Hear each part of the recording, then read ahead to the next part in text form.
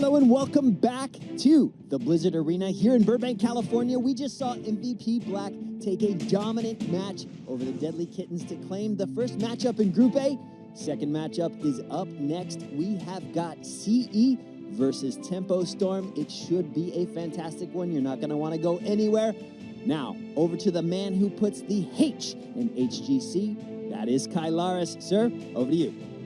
We're beginning with the teasing already. I can see it's going to be a good tournament. Thank you very much, Cloaken. Indeed, the HGC, the right way to say it, is well underway. And next up, we have China going up against North America. And for North America, Tempo Storm, one of the hopefuls to be able to propel themselves on in this group. A lot of people are looking at this match, Dred, to start things off as the big definer of who's going to take potentially second place in this group. I think that's a very fair assessment. With these two teams, it's going to be I expect a very competitive performance. I'm hoping to see a lot here from Tempo Storm. I feel like they kind of rode a wave of momentum through the playoffs and kind of felt that, that drive to want to win and be the best into the world. And it feels like that they have been able to translate that all the way through over into Blizzcon. So I think now it's just going to be, showing that it's not just words, that they have the action to back it up. Joining us down at the end is Jay Howe, who is just bringing us that commentary, loving the Butcher picks. Don't think we're going to be seeing much Butcher in this series unless something has drastically gone weird in the meta whilst we've been gone. I just am going to point this out, that there were whispers of the Butcher before the days started. I'm not going to say where they came from, but I know that this is not a fluke, Dred, whether you want to believe it or not. I highly doubt we'll see it, but, we heard Rich say it was a Sonya counter, maybe against Deadly Kittens, probably not much more. All right, we can take a look at the bracket and see what's going on so far in Group A, as we have one match concluded, many more to come. We'll have 5 matches throughout the day. CE is going to be going up against Tempo Storm next, and the winner of that gets the grand old opportunity to play against MVP Black. So it's a bittersweet taste as you go through this bracket to start things off, as I feel like I'm in Orgrimmar right now. I'm loving it. Oh, this music. Unfortunately for Deadly Kittens, they have fallen down to that lower part of the bracket there. But CE going up against Tempo Storm. Let's talk about CE a little bit, because for me, at the start of the year especially, I felt like, aside from your E-Stars, CE were that one team for China that was looking to be, we're going to be number one in China. We're going to be number one in China. Since then, SPT has really stepped things up, and CE has kind of taken a little bit of the back burner, Dred, in this position. Yeah, I think that's a really great assessment of kind of what has been happening within the Chinese ecosystem. Ultimately, SPT it feels like they've reached their final form and is really kind of making a staple for themselves after China lost, E-Star and the kind of known #1 team. But CE here at this tournament, they are going to be struggling a little bit in the fact that they do not have all 5 of the original representatives. Not having Shuyu, I do think, might be something that really makes it difficult to gauge what that is going to bring up against a team like Tempo. I'll check in with you in a moment, Grubby, because we do look at the schedule to make sure that you guys are up to date as to what's going on so far here in the tournament. Our next matchup, CE versus Tempo Storm, and MVP Black and Kittens await their matchups. Again, double elimination format, so you have 2 opportunities to go through if needs be. So, Grubby, looking at CE, how have you been able to kind of feel out CE from HGC China and what they're bringing? Well, they finished second in their region. They have the one substitute, which it's not nice to talk about, but it should be mentioned. Of course. We'd like to have their whole team here, but Loktar is going to be the substitute. So they're a little bit weaker. And in the player interviews, they actually said that because they don't have their full roster, they're going to revert to their most natural style. And for them, full-on aggression. They actually said brawl to the death, in English, by the way, Yes. as their method of operating here. So that's going to be very indicative of their mindset into this tournament. Yeah, we had a great opportunity to talk to them, Jay Howe. We did, and to further Dred's point about the Chinese ecosystem, this was one of the teams I studied a lot going into midseason brawl. Of course, the substitutes then, but going back to their core, they were statistically one of the most aggressive teams in terms of like that KD that they have as a team. Cumulatively, they would go out, they would dominate their opponents, they would get several kills per game while also not dying a lot. It was just a very aggressive, very, very Chinese approach. But as you said, things have changed. We also have the sub. And if they're going back to that play style, this is the CE that we wanted to see going into midseason brawl. Yeah. So we might get that here. But there's one more thing I want to say. We talk about their aggression, but one thing that really stands out to me every time we talk to the Chinese teams and to CE here is that they do their homework. for me, no matter how good you are in the world, there is no excuse for not looking at each and every one of the teams. If you have the time, you're going to look at them. Maybe they're far below your level. For example, MVP Black doesn't look at Deadly Kittens, but as long as you can balance your mindset and you don't say like, oh, we're spending so much time. Are we like worried about this team? Like, are we going to play worse because now we studied them and we're like getting in their head and now they got into our head? No, if you have the balance of mind and the humility, you do study the opponents. CE said that they did this, and I think that's a big power advantage. Plus, Tempo Storm, they played in December. December 2016, they played in a Chinese tournament, GCWC. So they said they have material, they have looked at tempo, and that's going to play into their hands. Well, let's move on, Dredd, as we have Tempo Storm, and who better to start with than yourself to give us a glimpse into how they're going to be like feeling coming into this series and even this tournament. Confidence is what seems to be displayed here by multiple members of Tempo Storm. A little bit different than the confidence we normally see here, a bit less than the boastful. It's just that they feel that they have kind of found their identity, they have found themselves in their playstyle, and that they are going to really just hone in on that, perfect it here for the stage of BlizzCon. And when I was talking to Fury behind the scenes yesterday, he was very much like, we're just going to play our playstyle and we feel good about it. We're confident about our meta and our strategy. It's been particularly interesting. This team has been together since, I think, July of last year, going into the fall regionals. And I've known these players, it seems like, for a while. And I've never seen them in the manner that they're in. They're having fun. They're confident, as you said. It's a very different feel. And at breakfast this morning, I sat down with Kala, their coach. I said, man, I was like, where is this coming from? I don't see this personality-wise from your team. He's like, I don't know, man. He's like, we're just feeling good. We worked a lot on our team morale and things like that, and things seem to have come together at the right time for that team. I remember watching when you guys were casting NA, they qualified, and we had that group shot of Tempo just going bananas that they qualified for BlizzCon. I was like, that's what you want to see, and I think they're carrying over that momentum. And even though that momentum does exist, though, for Tempo Storm, I do want to highlight, and that it is slightly different, I do want to highlight that there are some commonalities as well. That Tempo Storm always feels rather confident when going to the international stage, and they have been rather confident within themselves, and with the thought process of we play our play style, and almost to the point where it feels like that they're stubborn and unwilling to adapt. And so, though it does feel different, I'm still, again, kind of waiting for their actions to outweigh their words, because at this point, it's been so consistent that it's almost expected of Tempo Storm. You saying consistently inconsistent? Exactly. That's a thing. Let's find out where we're going to be going for the map for the first match of this. The first battleground will be Battlefield of Eternity, CE's pick to start things. What do we make of that, Grubby? Any thoughts? It's a real team fight battleground. There's only 2 lanes. There's very few ways to get back into the match if you fall behind early. And a single takedown in the first 2 minutes will make sure that your team is level 4 when the other team is level 3 as you go into the first Immortal phase. So to pick such a heavy team fight map here makes a lot of sense for CE. Tempo definitely love to play the map. They like their Sky Temple games. They like their bigger maps where they can just avoid, rotate, play in a very brainy style. And I do think that style matches up well against an aggressive team, but I don't know that they get that space here on the battleground. But let's see. Let's light fights against Dark here to start things off in Battlefield of Eternity. CE goes up against Tempo Storm. Let's get this draft going for game number 1. For me, Tempo Storm, probably the most tight-lipped team that we have here at BlizzCon. They have alluded to the fact that they are bringing out stuff that people haven't seen before. It's a different flavor of what people are doing, and they feel so confident in it that they don't even they respect what the opponent's going to pick. And we said they said we're sticking to our guns. We're sticking to our guns. They believe in what they've been practicing. They talked about their boot camp.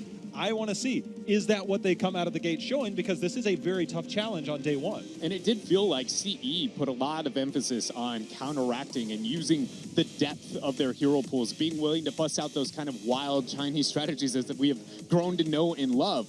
And against a team that is flaunting a lack of predictability, that they're willing to bring in their own flavor and their own style here, I do think it's going to be a difficult challenge that CE has no games at this tournament to compare in against Tempo Storm, since that is their #1, strength. Dredd, when you prepared before, obviously everybody kind of had their strategies and they feel good about it. What is the overall morale of a team generally when you are confident but it doesn't go well? Like, what happens? It really depends on a lot of variables. It's actually really surprising. I would say it can go about any way, direction, good and or bad, is which you can think of. It is most of the time. I feel like it comes down to just how easy can you scapegoat a excuse like for it, and whether or not how many people on your team agree, and that is really kind of how easy it's going to flaunt over here. Ooh, that's early. Yeah, very early. Malthael pickup. He's good on the battleground, but generally gets used against heavy warrior, heavy support comps. He's pretty good at backline diving as well, but you see him rarely in that first pick. That's pretty interesting. I think overall, though, when you look at Tempo Storm internationally, that's a very bold statement for their first game, considering their usual draft patterns of, we're going to play standard, stable, almost normal. Tassadar. Yeah. Except they banned Tassadar, which was the most interesting part. It shows that they're changing. We see the Tyrael Grey main. We know the effectiveness of that, especially post-10. You get that sanctification, you dive in. It also works really well. If you're not going to go the Lucio route, as we hear the beats in the background, you put down that sanctification to deal with Malthael when he comes in post-10. But that is so CE, that is so China, opening up with Tyrael Grey main. Very, very China indeed. Now, of course, Zuyu is not here, the one member for CE that wasn't there, so he would have normally been the Grey main. So we'll see how that fits out for CE down the line. Even the Tyrael by itself makes a lot of sense here. Malthael, if he goes for Tormented Souls, he's got a 4-second period to do a lot of damage. And this gets counteracted fairly well by Tyrael with the Sanctification. So it will be up to Tempo Storm to try and find a hero that can interrupt Sanct when you feel it coming, by intuition, by timing, knowing that's when Tyrael is going to Sanct. There's half a second to cancel. Good options would involve Muradin, Lucio with the bump. It's going to be Ariel and Valak. Could have some Rain of Vengeance, Detainment Strike. These are good options. And so, you know, on that kind of, you know, the unique flavor that Tempo Storm has kind of been boasting about here, I already with these first 3 picks, I'm looking at it and I'm just going, so where's the wild card? Because so far, it just feels like meta picks in a unique priority. We got an Ana hovering for the ban. One of the interesting things about Sanctification, if you use it, you're clumping up under it to make sure you don't feel the effectiveness. Yes. Rain of Vengeance is like, okay, that's done. My turn. Yep. And it's just like, oh, you got free targets. It's fish in a barrel at that point. But again, the Ana, the new hero that we haven't seen in competitive play. We talked about the Muradin rework. We saw that. But nobody has seen Ana before. And now we see the first hover for the ban.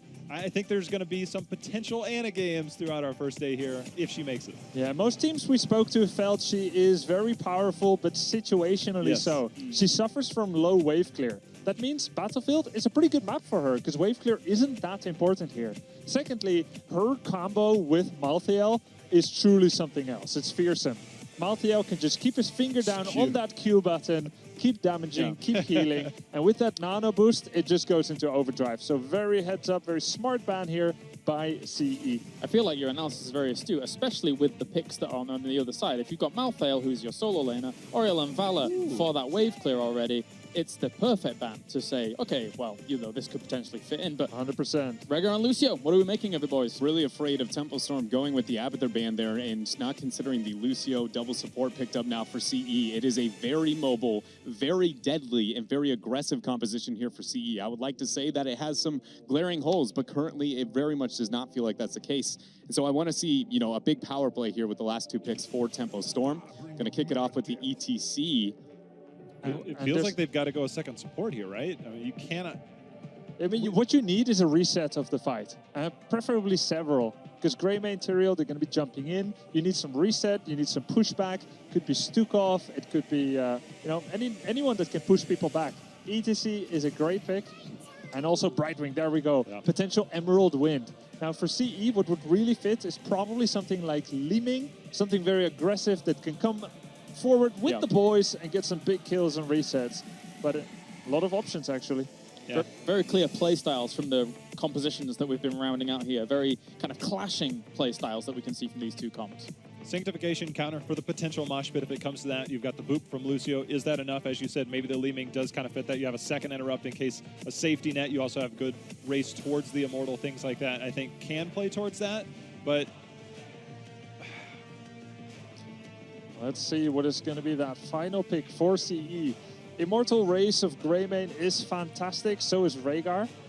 Is that their goal, or will it be fully about that team fight as well? I hope to see a high amount of burst, whatever the last pick is, just to make sure that it can follow up with the Tyrael and Greymane and secure those kills onto the Vala, onto the Brightwing and Auriel whenever they're forcing that, because both Brightwing and Auriel are pretty situational when they're effective with their actual burst healing to be able to save those dive targets here. Murden will aid with that kind of lockdown to make sure that the Greymane can be a threat along with the Tyrael. Yes. Rhaegar with Lightning Bond on top of the Tyrael is really a big threat to be considering here and a large amount of damage. I really do like the draft here that he's been able to compose. What do we think, Jay? With that being in that secondary role, that secondary bruiser role with Murden on there, I mean, Tyrael and Murden both play exceptionally well depending on your composition. And I'm starting to wonder, will we get that Korean-style playstyle on your Q? And now you have the stacking Q that you have built in as default, so you can get that piercing in there. It's really effective. Once you stack that early in a map like BOE, where you're going to have standoff periods potentially, it gives you opportunities that you don't necessarily have on other maps. So you could potentially see that effectiveness as the game goes. Post-level 7 with heavy impact, you get that Q stacking up, things like that. Murden can become a serious threat, especially post-10, maybe even a little bit of haymaker action. Get a little bit wild. It's going to happen this weekend. It's going to happen. It is going to happen. Yeah, that's true. Grubby, your thoughts? I think it's a good draft by Tempo Storm. The Muradin, he's very strong right now. Surprised me a little bit not having more damage in there.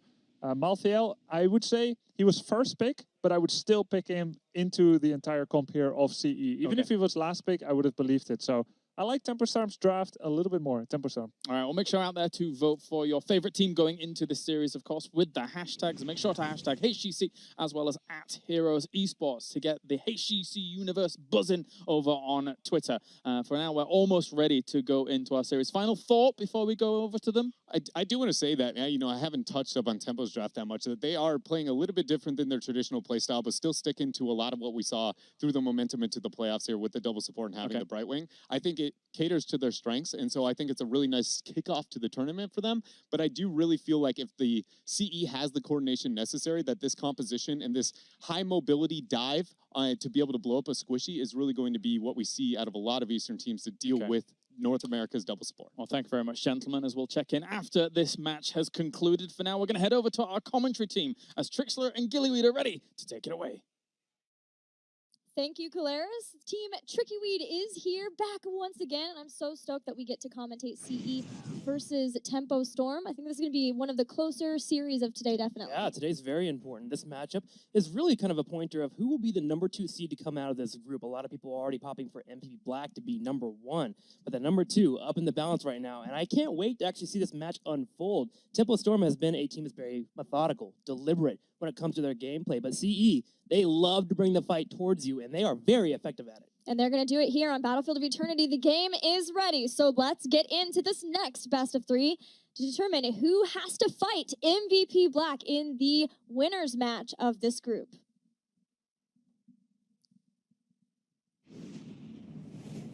And here we go, Gillyweed. On the left side here in the blue, it will be a CE. Lockdoor will be playing Greymane, Paradise on Muradin, KTY going to be on Lucio, Wind on Tyrael, and Aloof, my favorite support player, playing Rhaegar. Yeah, Aloof is amazing. I want to see his Karzium, and maybe we'll get it later on. But here in the red, we've got Tempo Storm with June playing Auriel Fury, playing ETC. Cottonlock will be back on the secondary support, playing Brightwing. Som playing Vala.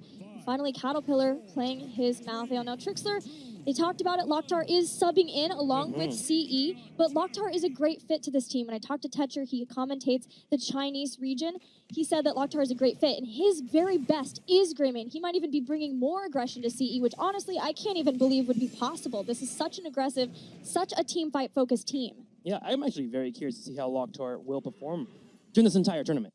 CE themselves said they are actually very comfortable to have him on the team here. He's going to be showing up. Tetcher, shout-outs to him, has been hyping me up on this guy. He says he is a literal god. So now I expect a literal god plays. And already CE coming in, bringing that trademark Chinese aggression, jumping on top of Cattle, getting down to half health. But you can see this will be the theme of the entire series. Yeah, Tempo Storm may not be ready for how CE and how Chinese teams in general approach Battlefield of Eternity.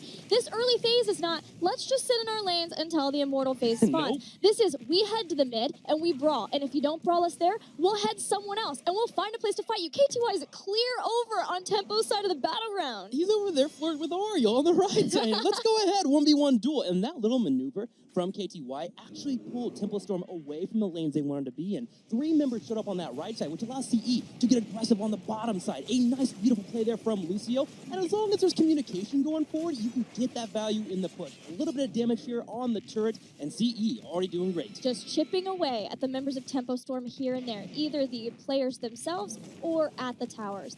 And we've talked a lot about CE as we get ready for this first Immortal phase, but I want to highlight that Tempo Storm, this is the exact same roster that represented North America. We're the #1 team from North America at the last Blizzcon under the name of Astral Authority. Yet at that point, they only won a single game versus Soul Torturers before falling out of the tournament.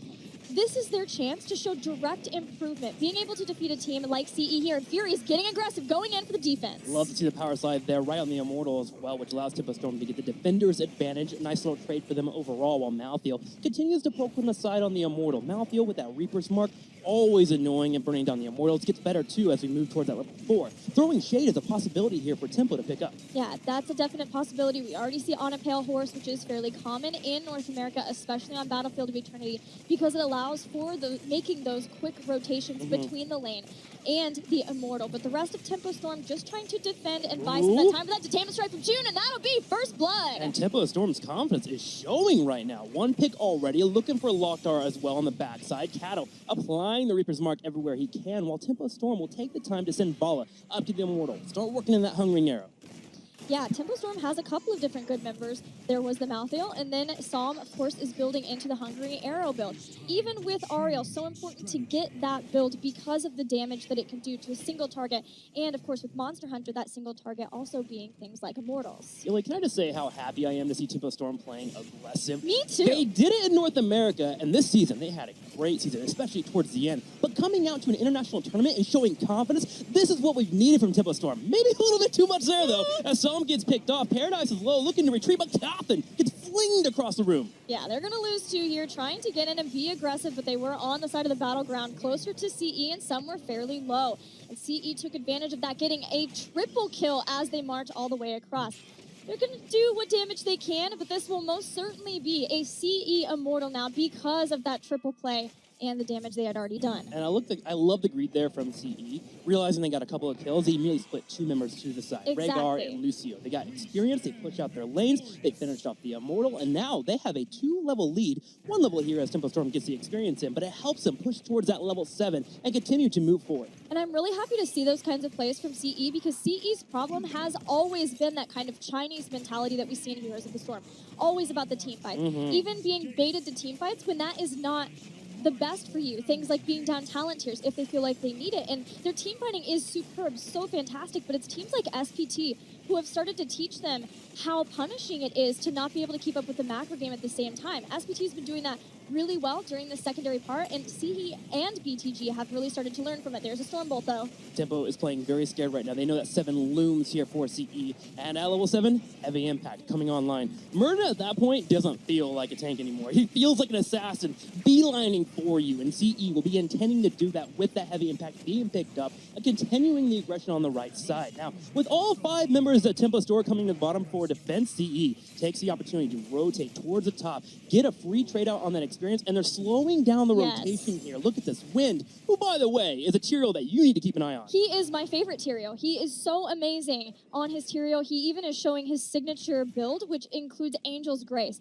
At level 7, having this extra movement speed that he gets, he wants to constantly be throwing out these Eldruins and then being able to move into a better position for things like dropping Sanctification. This is key to CE's type of composition. Having that Sanctification together to enable Greymane to dive in and get a kill on a squishy Vala. I think that talent is actually really important against Vala players in particular when they're able to start cutting backwards. You want to be able to chase them, cape up and stay in their face. Tyrael's damage is actually very front-loaded when it comes to the smite. So being able to chase down an opponent and continue auto-attacking them will stress them out as much as possible, and it also gives you a really solid escape. So watch out for Wind to show why that talent will be powerful in this matchup. Yeah, he is such a fun Tyrael to watch. We loved watching his Tyrael at the Eastern Clash.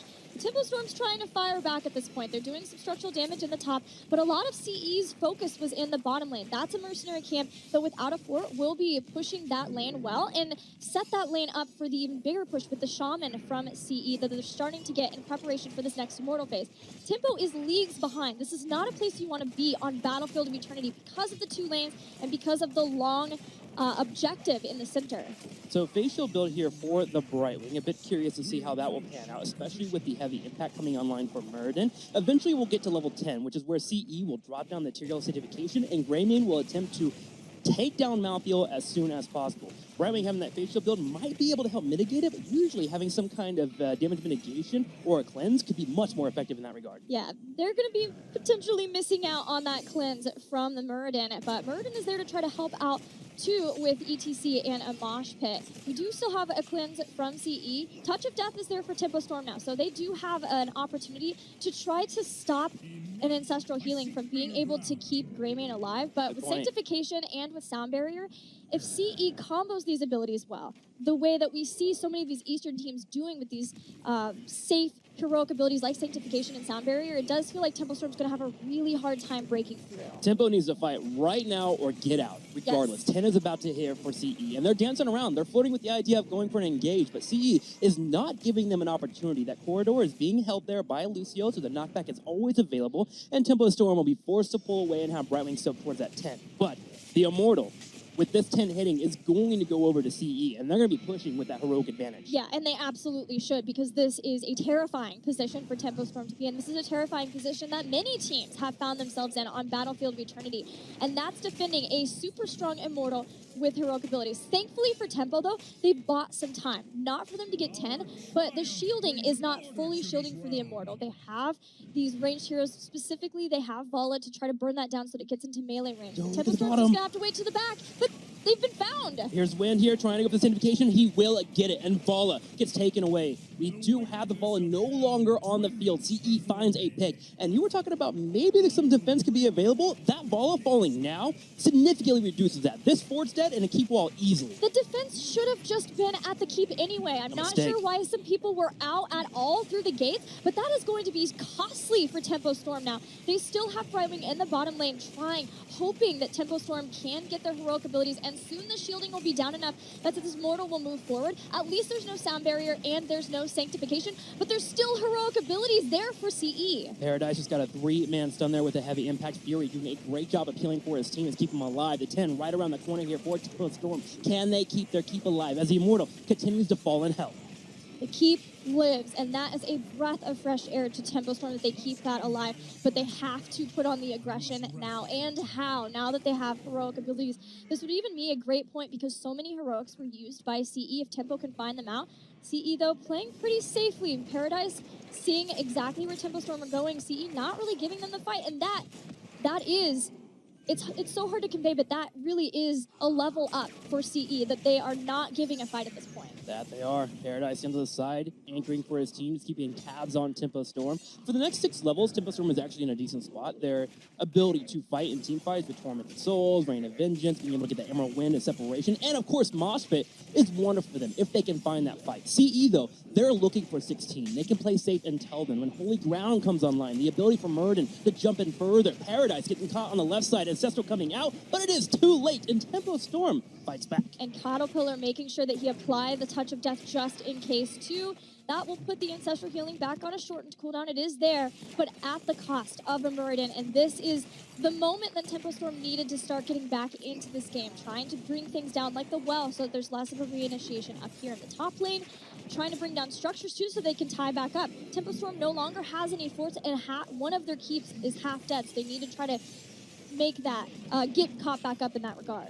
Regardless, when it comes down to it, Tempo Storm has already made me a happy camper. This is what I've needed for them in past international tournaments. Aggression, forcing mistakes. They usually just wait around and wait for you to fall apart, and then they go in for the engage afterwards. But when you're at this high caliber of level of play, you're not going to get those situations to pop out. You have to force it. And Tempo Storm is showing confidence today and also an understanding of where their power spikes are. I am actually very proud of them after this game 1. Yeah, that's a great point that you were talking about, that the mistakes that you might be waiting for within your own region, you can't depend on. You can't depend on CE, especially the way that CE has been playing. The only thing would maybe be that CE gets just overly aggressive. At this point, they are so far ahead that they kind of are allowed to. So Tempo Storm here, it's a They are down the 13 talent tier, but it's not sort of a situation where they couldn't get into a fight with this, especially with big heroic abilities like Tormented Souls, like Emerald Wind, and especially the Mosh Pit. Well, CE is attempting to keep Tempo Storm back by their Immortal. Paradise jumps in, gets a stun, there'll be a Stormbolt to follow up. Fury bringing out the Face Melt, helping keep the opponent away. We will have Face Shield come off here for Cathan, but he should be able to get that brought up pretty quickly with that level 1. Double Mercenary Camp in the bottom lane is starting to be a real threat for Tempo Storm, and because Tempo wanted to defend up at the top, they are a long way away from this, and that's where you're seeing the positioning of CE, waiting to see if anyone rotates down and all the way around, keeping them from that. Either way, they are winning, but at least they force a cleanse on Paradise. Yeah, CE should stay here in this area, keep Tempo Storm locked down. They win the trade on the fort versus the keep with those objectives and mercenaries pushing on the bottom side. Tempo Storm looking like they want to get aggressive, still not 13 here, but they have to do something here with that keep in trouble. Power Slide hits when Crystal Aegis is forced. Tormented Souls is there too, but a quick sound barrier following up with the Sanctification too. So that is a couple of heroic abilities that were used just to stop the Tormented Souls, but it did stop the Tormented Souls still. Aegis gets used though. We had saw him be a little bit too low there. Couldn't move forward to apply some damage on his opponent, and therefore CE is going to win out the trade on the heroics. Even though with Syndication and Sound Barrier being down, they still have the engage from Murden, which is a major threat here. With Tormented Souls being down, Tempo Storm loses a major amount of their power. Yeah, and there was still the Ancestral Healing in case the right moment, the right opportunity for a Greymane to go and go for the throat. And that is enough of a fear for Tempo Storm to retreat and try to clear out those camps. Trickster, the damage was done. That keep took a ton of damage, less than halfway down now. And if CE gets this Immortal now, they're already at the halfway point, it's feeling like it should be a CE game. Tempo Storm is getting to a point here where they're going to have to make a play, and they know it. They're getting Brightwing down on the bottom side so she can get 13 for the team. This will allow for them to go in for an engage. If they can buy time, exactly 34 seconds, Tempo Storm will be in a better state. But the problem is, at the same time, CE, they'll have Sanctification. Right. They ideally fighting before you get those safety heroics. Sound Barrier is a given. It's going to be back in just a few. Cawthon is phase shifting in now, so Tempo Storm are hoping to get the fight. Fury, though, using that phase shift now, it's not a place where they could put Brightwing in a spot to separate out the team, but it seemed like it was just forced in because they felt like Cawthon needed to come in to get the safety of the phase shield. They got it, but will it be enough? CE working some damage on the left side, Cattle at the same time. Using Malfield to burn down the Immortal while the rest of his team tries to buy time. Paradise jumps in. Aegis will get used instantly. A Sync going to pop out, but the Mosh Pit was utilized. It was utilized, but it was stunned out too, and that is all. It is down. Tormented Souls is back up. Emerald Wind is there too. So Tempo Storm are still in this even without that. Power Slide hits once again. The damage in. Ancestral Healing this time. It does connect and it does heal up Locktar. Yes, the Ancestral Healing is going to help out. The Sync got interrupted again, and now we'll have Cattle go for the engage here. A second, one more here. Finally, Sync is available. Tempo Storm unable to secure a kill, but they do buy space, and this allows for them to move over to the Immortal and start working on it. Fury is trying to buy time, trying to dissuade CE from burning down the Immortal. It's just enough, and Tempo Storm will get their first Immortal of the game, and that was so desperately needed. CE getting any kills at that point, getting the Immortal with keeps that are so low, certainly would have been a 16 against Tempo Storm, and that may have been the end of the game. Tempo Storm has stayed alive, but they have to keep fighting. And it couldn't have come at a better time here. Tempo Storm, remember that 16 I told you about for CE? About to hit, about a half a level away from getting that holy ground, the ability to jump from across a map, it feels like, with Murden and lock down a target. Tempo Storm wants to be aggressive here. Fury goes in for a power slide, locking down one target at Paradise. Wisely steps to the side and peels out the rest of Tempo Storm, allowing for his team to back up and apply damage. 16 is also huge for Lucio, being able to get Rejuven at 6. Yeah, a ton of healing now for CE with that and the Ancestral Healing. But I want to highlight Caterpillar here. He's been doing an awesome job of trying to wait and see. If they can't kill the target before Ancestral Healing hits, at least he is trying to negate it as best he can. Brightwing coming in with the phase shift, will have a polymorph, looks to use it, does pop it out. Sanctification will be used. Greymane jump into the fight, looking for Psalm, brings it, go for the throw. Fury's getting low on health, and he will expire. Psalm gets hit with the Aegis, but it's an easy lockdown there from Paradise. There's a Stormbolt, and Tempo Storm loses 2 members. Tempo Storm out without 16, and the 16 of CE is ripping them apart. Another Holy Ground separates June from his escape path, and that will be his demise.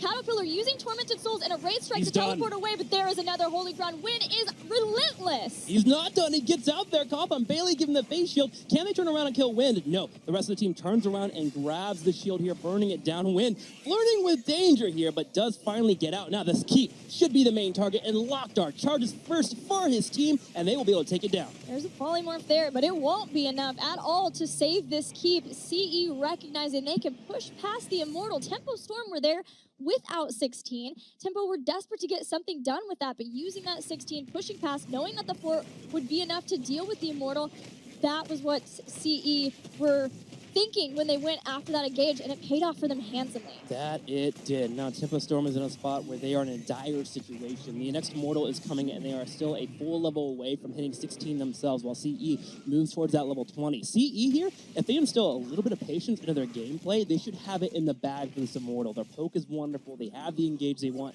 and Holy Ground literally changes the battleground available for them to pick up the picks that they want.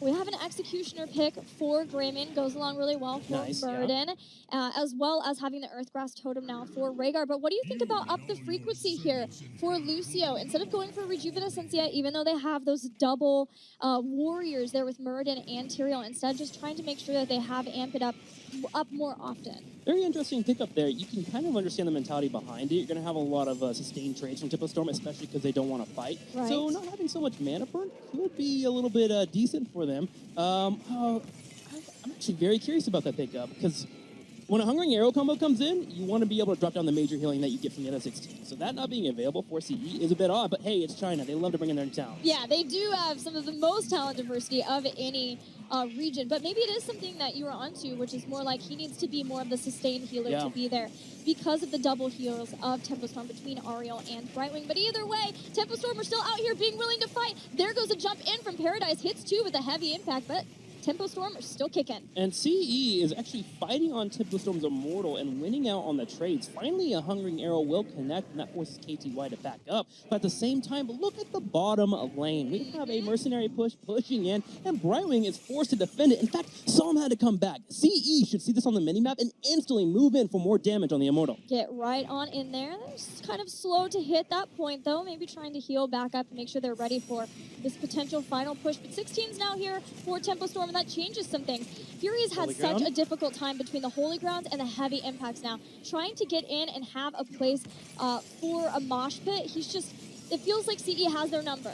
Wind is insane on Tyrael. He finds Coffin on the back right corner. He goes in for the engage. The Holy Ground gives him the isolation. Muradin follows up, and they get a kill. And this allows CE to continue moving forward. Cattle drops Tormented Souls and hopes to fight. Yeah, he is hoping to draw people away. There is a last stand mosh pit that hits 3 members of CE, but the damage just isn't quite there. Finally, Tempo Storm takes down Rhaegar, but they're going to lose a Brightwing. It's a 2 for 1, a 3 for 1, 3 for 2. Cattle's it's so back and forth, the action. Can they get one more kill here? KTY and Win will have to back up. Greymane being down as well as Rhaegar does diminish the actual damage here for CE. And Tempo Storm, with an incredible mosh pit there from ETC, is able to turn around the fight with the aid, of course, of Tormented Souls. And now Cattle, pretty darn good at killing Immortals, moves over and starts progress. He is good. He's sitting there and he's got his pocket June trying to make sure that he can keep him safe. Cawthon has consistently been back in the base now, dealing with all of the constant pressure from those catapults. And it really does feel like you can go back to the early game aggression that CE had, how fast they were rotating even before that first Immortal,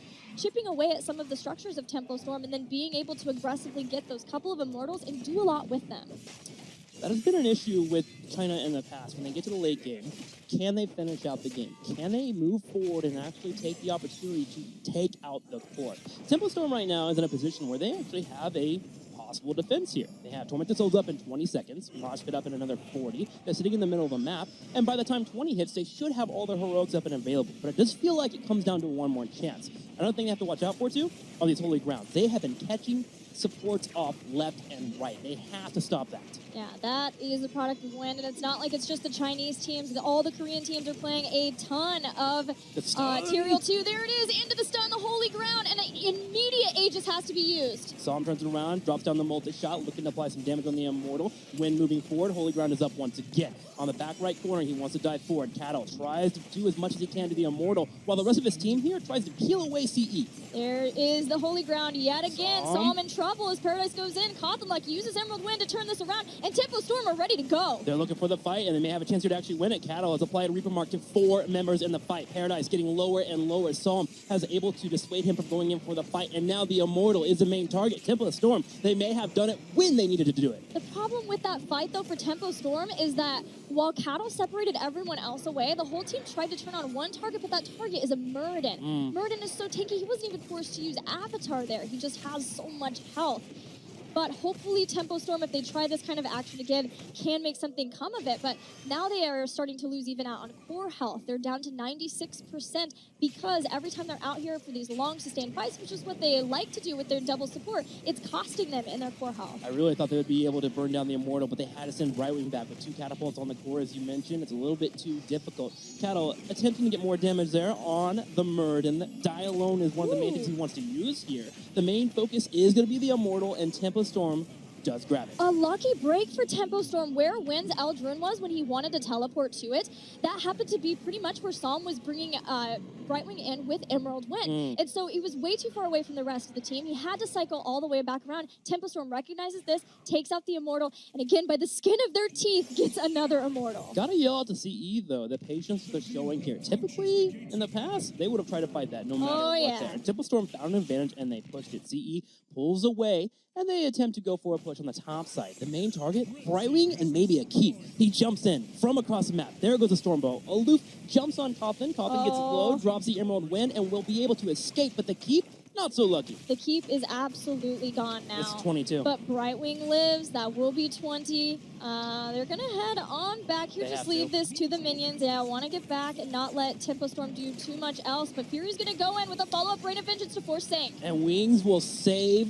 the target from being focused down. That sanctification was enough. And now Locktar can jump in here as Paradise does show up. They'll turn around and put their targeting damage here on top of Coffin here. It's getting lower and lower. And finally, we'll have Vala fall as another engage occurs. And 20-19 CE with the start of a wonderful sanctification will be able to stop Tempo Storm in their tracks. The target swapping from CE in that fight back and forth just to take out whoever they need to do based on the defensive cooldowns.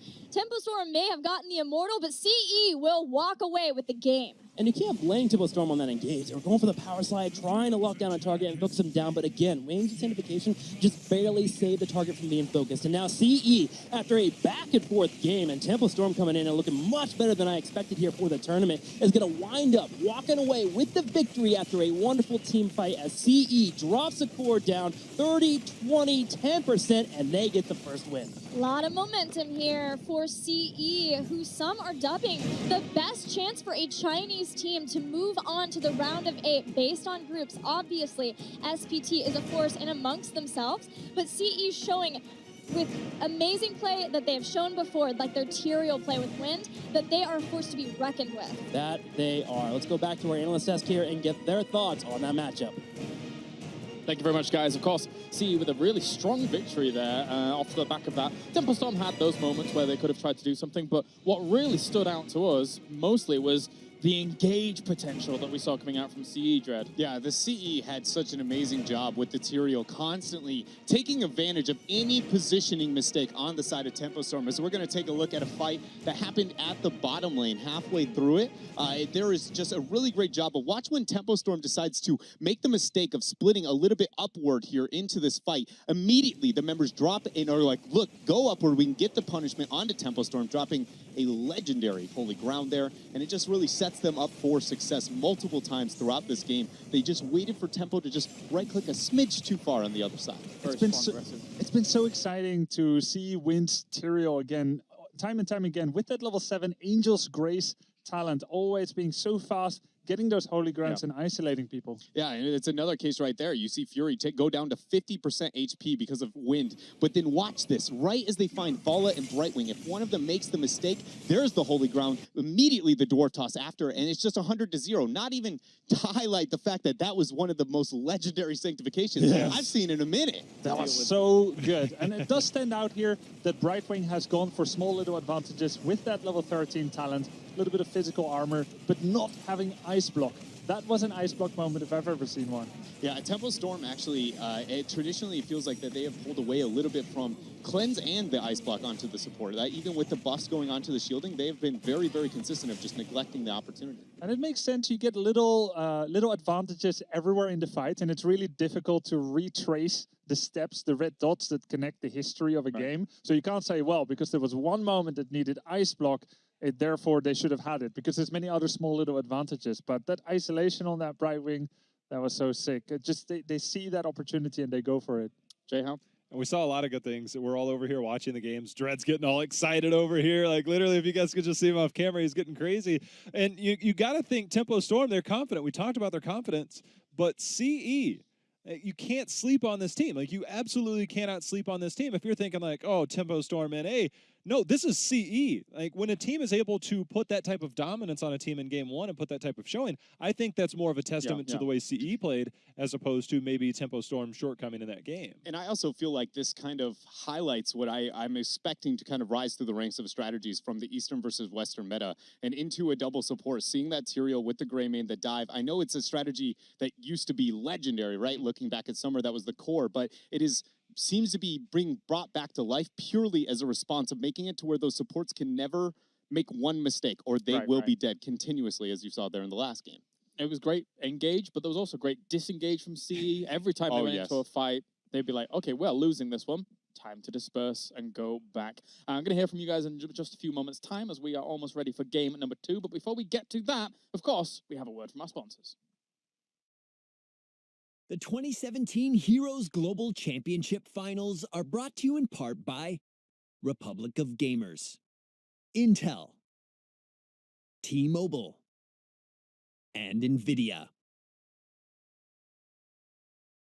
course, game number 2 just about to begin here in a few moments' time. We're about to find out our battleground, where we're going. But what I want to ask from you guys is, where does Tempo Storm find strength in that first game to then try and push that onto the next map?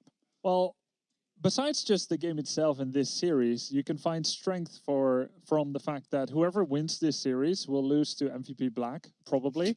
And then they'll have to face each other again to determine who goes through if Deadly Kittens is an easy win. Now, the problem is, I don't think that they are. So it does matter to win this one. But Tempo Storm, I think they played pretty fine in the first game. Maybe sometimes a little bit shaky with the pressure. Brightwing can't clear fast enough some of those camps.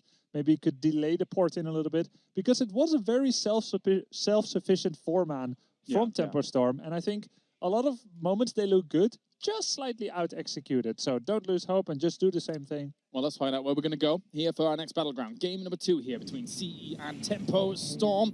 Tomb of the Spider Queen by Tempo Storm, brought to the field, Jayhow. Brought to the field, Tomb of the Spider Queen, obviously a very different battleground. We talked about the lack of wave clear in certain areas, but I think maybe we were just talking about that off camera, but this is one where it heavily favors the wave clear. You have to have some. Going into certain styles won't necessarily obtain that. Yeah, I just want to give you guys a tidbit, because we saw the first pick Mouthel last game, and it's not necessarily awkward. It's just Mouthel, first pick. All right, it's BOE, makes sense. Had a message from Tetcher, who casted all the Gold Club throughout this year. He said that might even be a denial towards Paradise, who that was one of his main heroes, especially at Battleground. So a little bit of tidbit, maybe some play around with picks if they've done their homework, things like that. Absolutely. Phase 2 played it 8 times with Paradise on that Malthael, so his most played hero, in fact, when it came to that. I want to bring to light that Tempo Storm is not a team that traditionally picks Tomb of the Spider Queen. It is a little bit, it's not out of the realm of possibilities, but it is not their go-to main priority. And I'm going to argue it's purely because CE doesn't necessarily have the biggest of track record, is not a high priority map for them.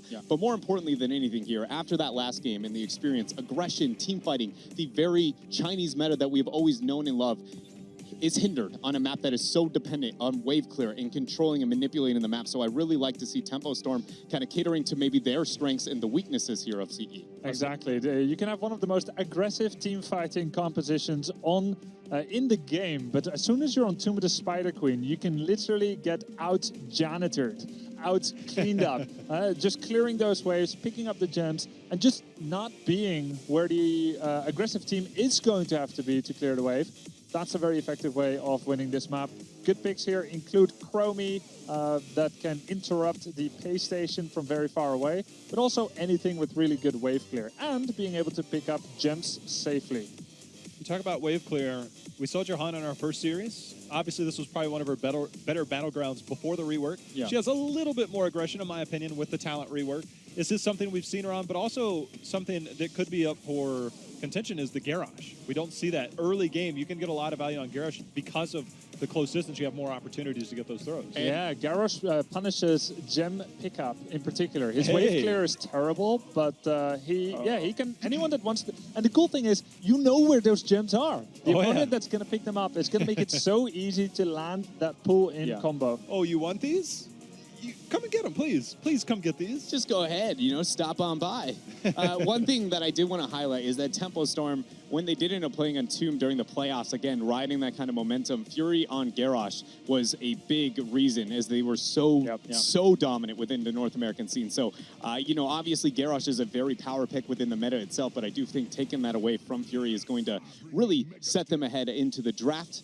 Tempo still sticking with that Malthael and the ETC here. ETC is a smidge higher than before, but the Malthael, I still, I'm a bit surprised to see it in game 2. Well, I think Malthael was one of the things that worked the best in the last game. Despite picking it early, he wasn't really countered, he stayed alive long, and he usually wasn't the one that got taken out early. Plus, Malthael also bypasses Garrosh's armor component. Garrosh gets more and more armor the lower his health bar drops. And because Malthael does true damage, percentage damage, he completely bypasses that. So he's an excellent choice against Garrosh himself. I want to talk a little bit about Fury's ETC. I spent a lot of time watching individual perspectives of individual heroes and players. Fury is probably, and I watched from Europe, North America, over 20, 30 plus games individually. Fury has probably the most aggressive power slides. And we saw sometimes, even that one at the bottom, it's like he wants to make that big play oftentimes instead of a team-oriented where we kind of see this bump and slide approach from the Europeans, things like that. There are some counterplays towards that. But if you watch the positioning of that, he really likes to go all in. So I'd like to see if they're going to commit to that. We saw the Vala last game. I'd like to see some type of heavy burst style to complement that play style that Fury likes to have on that ETC. This is where pattern recognition becomes a thing. Rhaegar, Lucio, twice in a row. We're starting to see trends here. We're only just getting started in the HGC finals. But we see that double support combo once again. A very nice double support there with that movement speed of Lucio. I just want to say that I really do appreciate the double audible woof that you've kind of given throughout this draft at specific moments. Just, woof, man. Yeah, that is a very, to see Anna banned out here, it makes me very optimistic, especially towards the meta. And it's with the Malthael picked up, I'm not surprised to be able to see that taken away. But I do want to highlight that the Rhaegar-Lucio duo together are some of the most offensive, but also they kind of like light synergize because they can dive so effectively. I'm very surprised to be able to see CE get that for themselves here in this game. And again, when you're running double support, Rhaegar sits above all else because if you can get wave clear within your support role, you suddenly feel like you aren't hindered on every other class. Yeah. Yeah, I mean, you wouldn't do something like Ana, Tyrande, not that they particularly work well together, just because they have too little wave clear. Speaking of wave clear, the one thing that I've seen Greymane in particular, yes, you get that percentage-based damage. Malthael can survive in that, but Greymane, when it comes to defending the web weavers, isn't necessarily the best. Most of his damage is done when he's in Worgen form. And speaking of wave clear, we got ourselves a Ragnaros sighting all of a sudden, guys. Cassia to counter Greymane and Ragnaros to control the map. He does that pretty well. It's again essentially kind of a pause button for the lack of wave clear on their side, sacrificing a majority of the gems. So if Tempo Storm commits too many gems too early, it's very easy for CE to kind of go wipe the slate clean, reset the map, and then rely on their offensive team fighting post 10. I mean, you mentioned wave clear, and let's hope for the sake of one of our commentators, that's the only wave we see during this. Yeah, no joke.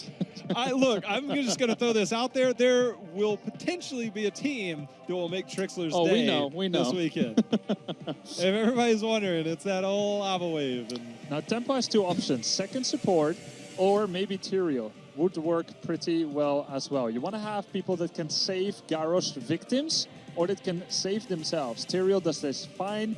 You would have a very aggressive comp with movement speed and sanctification. Ooh. And that's a good save as well. Yeah. One force of will, protected, and a portal, by the way, to save whoever gets thrown in. Yeah. At midseason brawl, I sat down with Koth and Luck, and I'm just asking him, I said, what do you think your best hero is? Just throw it out there. Give it to me. He's like, I'd say my Greymane.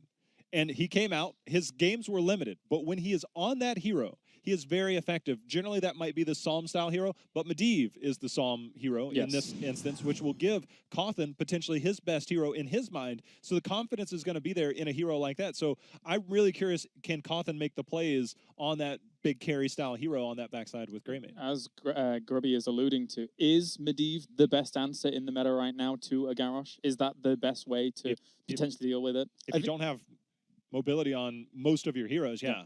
He's definitely the safest, right? Because he's like a direct counter to all the things Garrosh does, and his cooldowns nearly match that of Garrosh. But I don't know if I would say the best, because that comes with massive trade-offs within your composition, right? So ultimately, yes for the save, but does that mean it's worth the pick? Maybe not. I would take Medivh every time against Garrosh. They both have low wave clear, so it's not like you're falling behind where you say, okay, I'm countering this burst, but they're also going to control the map. So in that part, it's tolerable and okay. Yeah. And then you've got that save. And if everything goes wrong, Leyline Seal to reset. There is no question in my mind that whoever has the better end of the draft, skill and execution will win out, because the tools are there on either side. Mobility on the side of CE, and then we've got these protection buttons on the side of Tempo Storm. Though, for me, these drafts don't feel necessarily stacked in one way or the other. I feel like if Tempo Storm does struggle heavily in this game or even loses it, it's a bit more telling maybe towards the mentality and success into the tournament, just because they do have a lot of the tools to be able to deal with it. And Tempo Storm, in my opinion, has the better composition, but ultimately I do feel like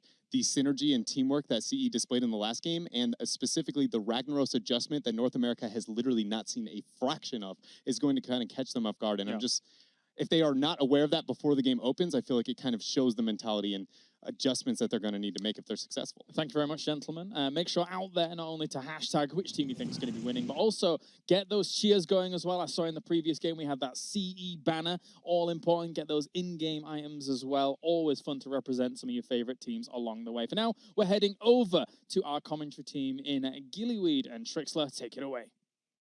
Tempo Storm has the opportunity to show their improvement over the last year from last BlizzCon to this one, but they have to get over such a towering mental hurdle now, knowing that they lost the last game to CE. Yes, Can they do it?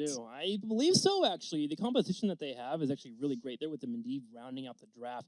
It helps them with Garrosh picking off targets and bringing them back. You know, of course, protection, by the way, is always wonderful, and I'm going to get that word out of my mouth because I'm not going to say, by the way, ever again in this cast. We have cut it from our vocabulary. It's done. And then secondly, Medivh gives the ability for a team to dive on a Ragnaros. Ragnaros is a very vulnerable body, and if you can dive on top of him and take him out, he falls very quickly. So I would love to see if Tempo Storm can pull that off. Well, let's see if they can do it. Let's get into game 2 on Tomb of the Spider Queen between Tempo Storm and CE. CE leading this best of 3, 1-0.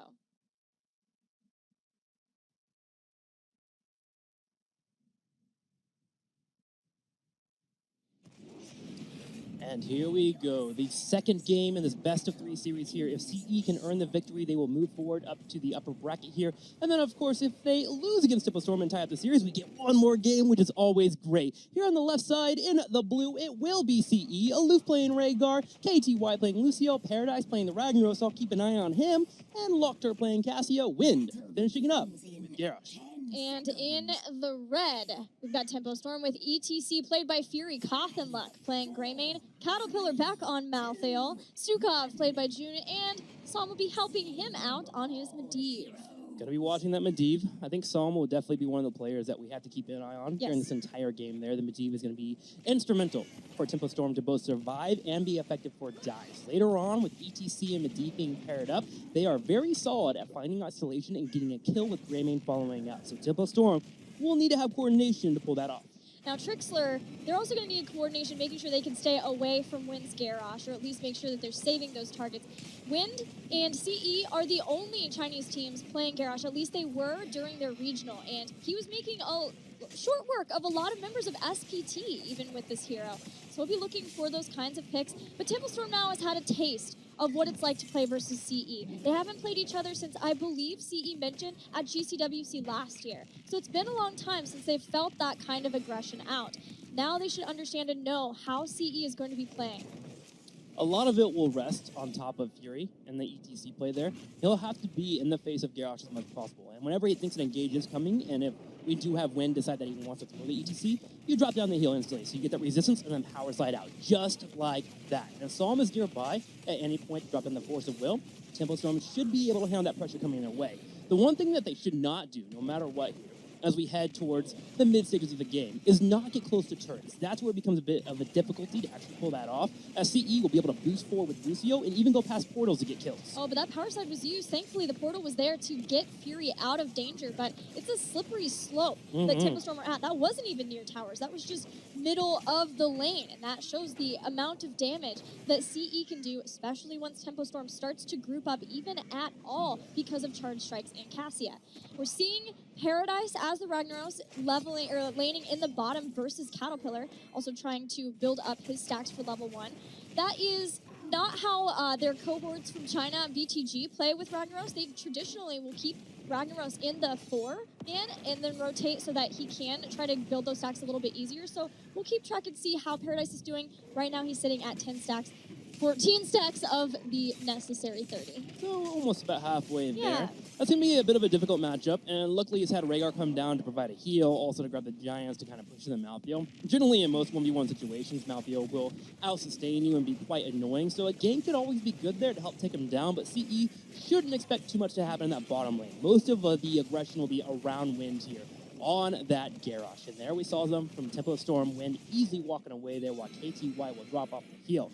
Now, the aggression coming from CE has allowed for them to drop off more gems, and as we start to break down turrets, we should have CE drop more and more off. That's what's so great about having a Garrosh on this battleground in the early game. You literally scare your opponents to the point where they're sitting back by the turrets, which allows for you to go turn-ins. Right, you win either way. Either you're able to get some picks, and not finding that, you have these control over both of the turn-in points, or at least one of them most often enough that you can get turned in. There's only 10 at this point, and there's only a little bit of an experience advantage for CE, but Templestorm at least are not losing out on any early picks with Garrosh, which is very nice for them. And I do want to ask you actually here, in EU, one of the stronger strategies is to try to get 2 turn-ins right away. One before level 10, one right when you're hitting 10 or right afterwards, and you try to just put so much pressure on your opponent that you break down forts and you just pen them on their side of the battleground. Is that similar in North America?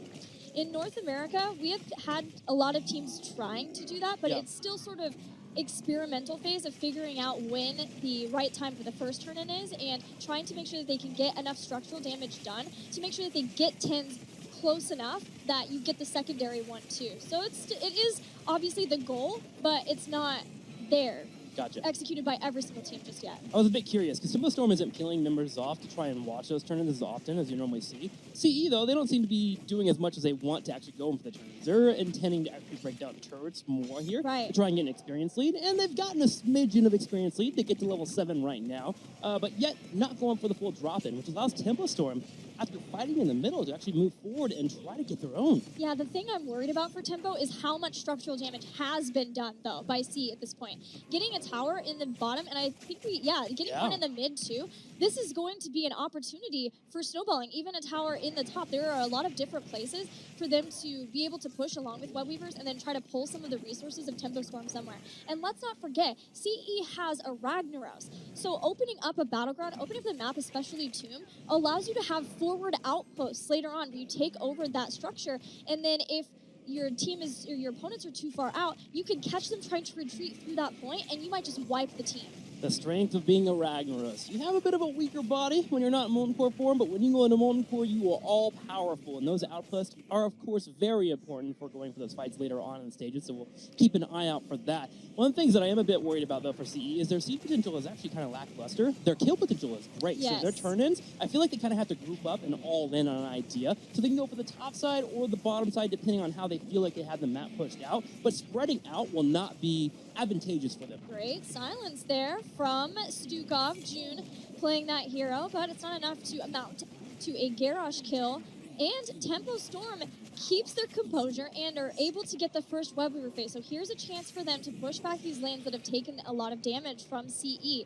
We're going to start with clearing out this top lane, keeping a member in at least the bottom lane. They have Malthael there, and then Tempo Storm can rotate back and forth between mid and top wherever they find an opportunity. But they need to move fast because CE are a level ahead of them. And this is where I love Ragnaros. If you do find a spot that you think your opponent might actually break down a fort, you can use that Molten Core and completely stop them from pushing. The best place to do this is in the middle, and here we are, Paradise, showing up, dropping down the damage here from the middle side. This will allow for him to also poke top or bottom, depending on where Tempo Storm goes. Tempo Storm, anticipating this, actually spreads out and allows for them to decide, okay, where is CE not defending? There we'll try and get some experience to catch up. Yeah, that was great. The setup for the members of Tempo Storm, where they were at, they could quickly move to the top and the bottom to push those. They get one tower in the top lane. This has gotten them caught up in experience, but there's now only one web weaver left down in the bottom lane. And with so many defending that, it should fall pretty quickly. There's still a couple of members here. There's a portal to get people out, especially against Wynn's Garrosh. But the problem for Tempo Storm is that they used 50 gems, and they're still just tied with CE in experience. And that is all back to the solid, strong early game of CE. Tempo Storm does catch up, so they are now officially a condiment here, as they're able to get the 10 we have side it. CE, They and did Lava it. Wave has been chosen. First off, picking this is the best pick you could ever do. 100% win rate in the HGC. Thank you, Dark-Sided. Cassia, though, gets picked off in the middle lane, and Tempo Storm will have to deal with the might of lava burning down lanes. Lava and web weavers. That is a spidery, scary combination if I've ever heard of it. But getting a pick on Cassia is a nice start to that defense. So they did it. I thought it was going to be something like Valkyrie Sulfuris Smash, like some sort of wombo with that. But we've got a lava wave. Personally, I enjoy it with this competition because we go back to the point we brought up earlier. They don't have much siege potential. Yeah. So if they actually want to put down a lava wave, say in the top lane, and then put all 5 members in the bottom side, they get lanes pushing. The trade-off, though, with using lava wave is, 1, you don't have the combo you just mentioned, and 2, that if you do it a little bit too early, you actually miss out on 6 to 9 gems as it burns down the lane and you can't go towards it. Yeah. You know, I was also thinking, oh, maybe we'll see something like a Warlord's Challenge if Tempo Storm groups up too much, and then Lava Wave after that. But you could also just do that with a Sulfuris Smash, too. So we'll just have to see how this Lava Wave thing is going to work out for CE. But the good thing is that pushing in with their Web Weavers, they're starting to put in support damage. They're trying to reap the rewards of having that strong early game. CE taking some Ley damage here as line. Leyline Seal pops out. The silence coming in from June. They will try to lock down Lucio, but KTY does get out. Drops the sound barrier. Medivh gets focused down, and here is the lava as it burns down the middle lane, pushing everyone from Tempo Storm back. Oh, I love you got so into that Lava Wave. It's like your man. first time getting to commentate Lava Wave, and you made it epic. You But got Mosh? to pull immediately out of that Mosh, though. Caterpillar's gonna go there. Paradise goes down. He can't do it now. Tempo Storm firing back, takes down 2. That they do, and June coming in there with the flailing arm helping out. Tempo Storm is able to trade out the 1 for 2. Medivh falling victim there. Did he finish Master's Touch? No. He did not. So there's an update on it. Tempo Storm defends, but they do overall lose out on a fort. They lose Medivh's Master Touch. So CE definitely taking that trade. That was what Tempo Storm needed to do, though, before things got out of control the way they were in the last game, too. Making the best of a bad situation, making the best of losing Psalm there. Tempo Storm still being able to get 2, rotating out quickly to try to get this turn in. Wynn's gonna stop Fury from doing that, but Psalm's here too now. Cursed Bullet comes out, they're trying to get this kill. Wind has done goofed, it looks like. Drops down the taunt. Can he survive? He actually baits everyone from Tempo Storm into a fight. Eventually will fall, but Malthael's already dead. CE giving chase here as Locktar is looking to apply a little bit of damage there from the Cassia. Goes in for the Fury. Can he get more? Gets the Fend, Force of Will, keeping Psalm alive. Leyline burned just to make sure they can live, and now they're trying to turn this back around. Fury gets into a good position for a power slide to hold KTY on top of that silence. But no kills from that fight. It's just Tempo Storm getting back to safety. And looking at that can't stop, one stop, going to be helping out there with Lucio. So Lucio is actually immune to all enemy slow and root effects when he's in wall ride. Very, very helpful there as he continues to have the focus coming from him. ETC and such trying to lock him down, trying to gate out. Usually you see that resistance picked up at level 13, so a bit of a change up. But CE, man, they love to play with their different talents, and I can see why they pick it here. Yeah, not a whole lot of slows and roots there, but we'll see what he could do with that Lucio pick there. We've also got Inevitable End for Malthael. hoping that he could try to live through some of this Garrosh aggression. Sadly, though, Wind getting the if I'm going down, I'm taking you with me kill. It's pretty good for CE. That's pretty much the motto of all Garrosh players. Yeah. I'm going down, but you're coming with me. As another pick comes in, 14-13, much closer match for our teams as we head to the mid game. Fury is the target, but there is a portal for him to escape to. Taunt gets popped off, Fury gets focused, and he gets deleted. And Malfield trying to get out of the fight here, but we have Lochter thrown over the wall by Garrosh, going straight for Cattle. He'll beeline for him and take him out. These portals will save what's left of Tempo Storm's forces, especially now that Quickening is here. But Tempo Storm are in dire straits. They lose two, they lose their front line. A lot of that was because of the setup too. Fury being separated from the team took damage. The taunt pulling him away from getting to the team at 2, getting back to safety with the rest of the members. That was a great Warlord's challenge to pull him back so that they could get that kill. 44 out of the 55 gems necessary for CE to get their second turn of the game, and there they will get it.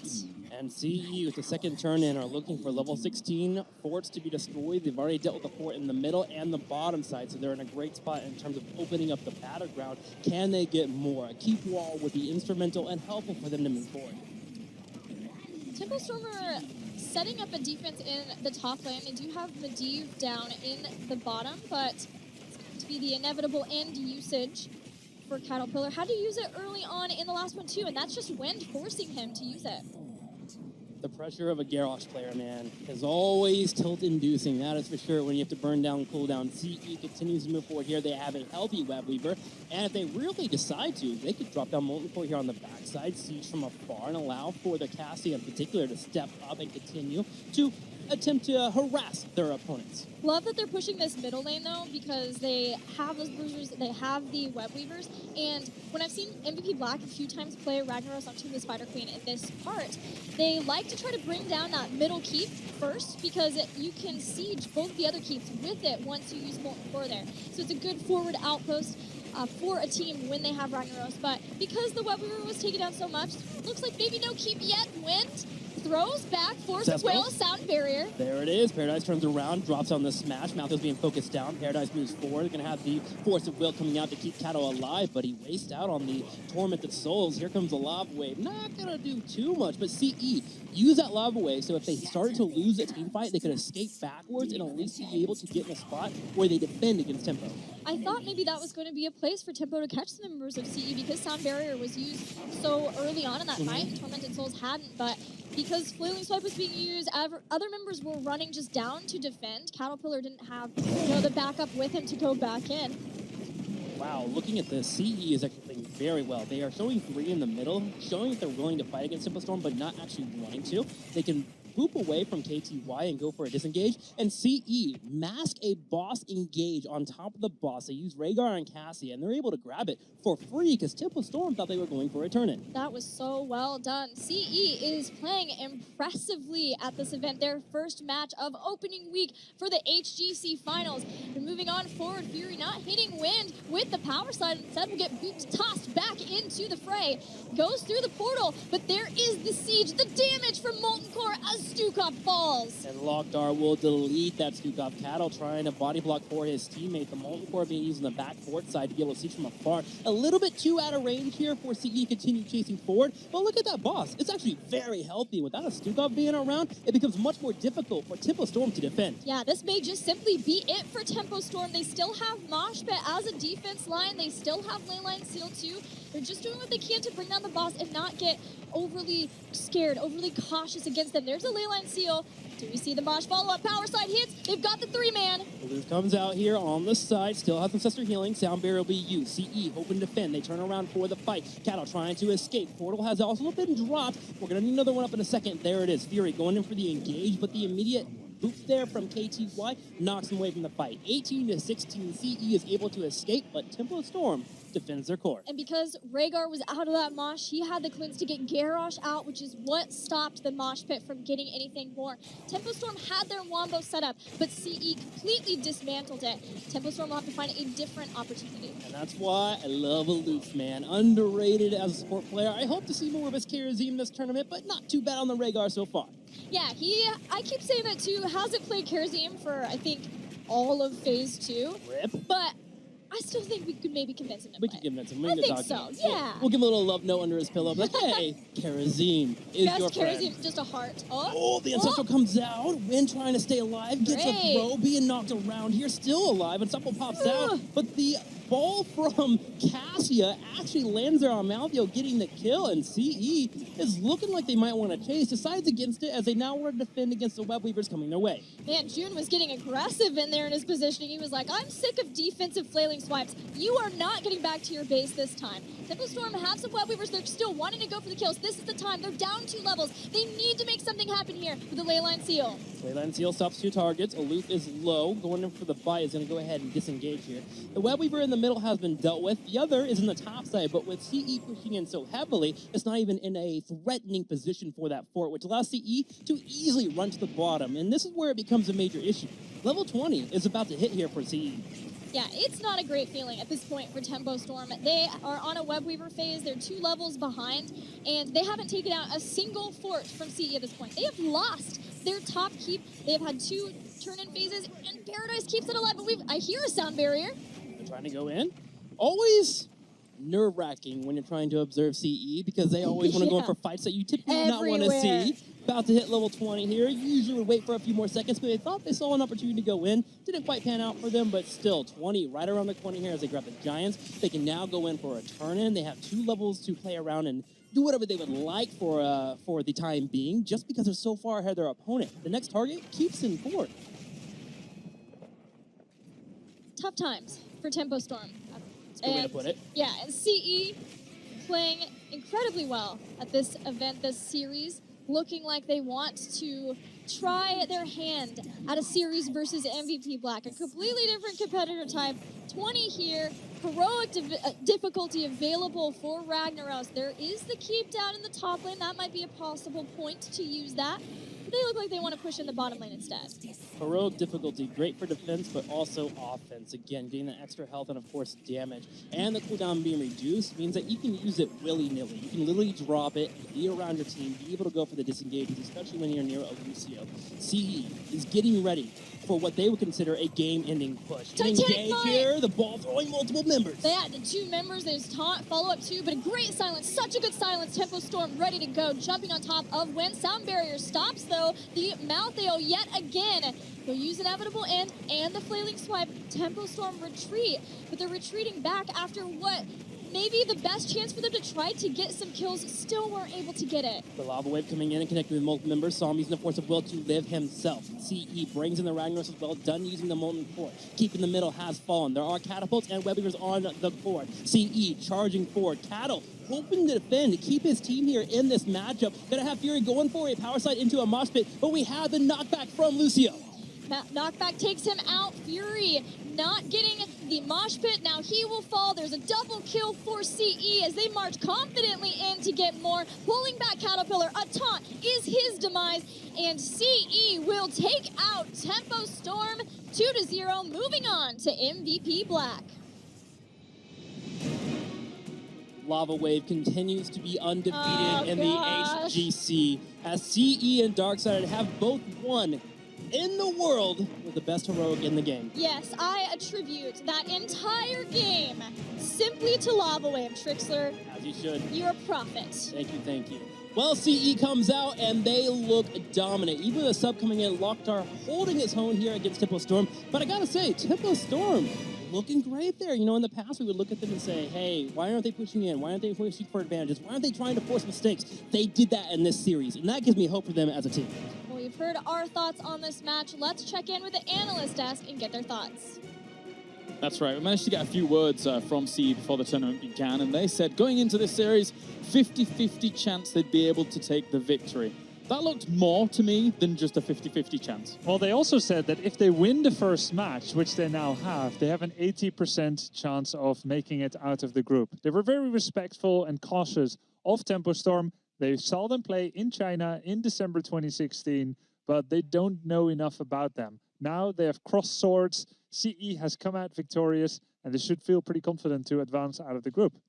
I agree. I mean, that was an amazing performance from CE. Like, I want to reiterate that. I feel like such an amazing play from them. They were a pleasant surprise at the Eastern Clash, and I did feel like maybe it wouldn't continue all the way over through BlizzCon, but it very much seems to be the case here. Wynn's just making plays left and right. Like I feel like calling him out is maybe not even true, because every single one of them actually seems to be a playmaker on their own. And even so, someone like Loktar, who hasn't been with the team for a while because he's just standing in for Zuyu, I felt like his Greymane was good. I felt like his Cassio was good. And not just as an individual level, but was gelling with the team very well, Jay Howe. He did gel, and I know we've heaped a lot of praise on the CE, justifiably so, but we were watching that game, and when we're watching that, there are some questionable moments from Fury on that front line, very aggressive plays that kind of put his team in tough spots. I feel that's a major focal point they need to regroup on, because they're now going to be playing against Deadly Kittens. They need to go back and look at some of the approach, maybe even their drafts, maybe switch it up, put him on a different style hero,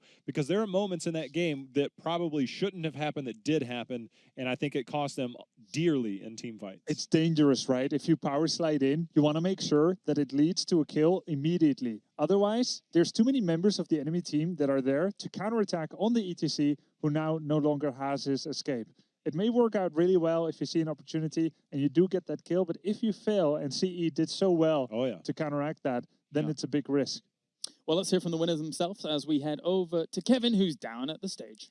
Thank you so much, Kylaris. I'm here with Paradise, assassin player from the team of CE. Congratulations on your victory. Very well won there. 2-0 win over Tempo Storm. When we spoke to your team during the media days before this tournament, you said that a victory over Tempo Storm was probably a 50-50 chance, and that if you could secure that victory, it would bode well for your ability to get out of this group.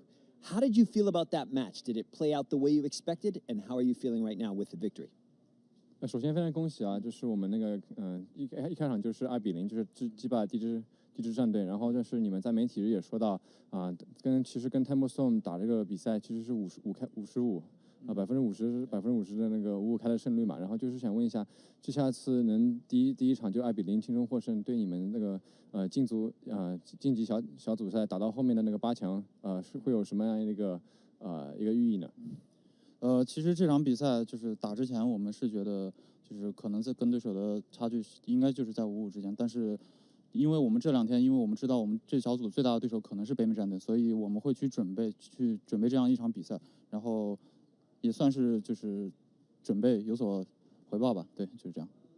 I think going into this group, we know that our biggest opponents could be North America team, so we did a lot of practice to really target their team. So I know that going to match, it's going to be 50-50, but we're just really happy that we're able to take this first match.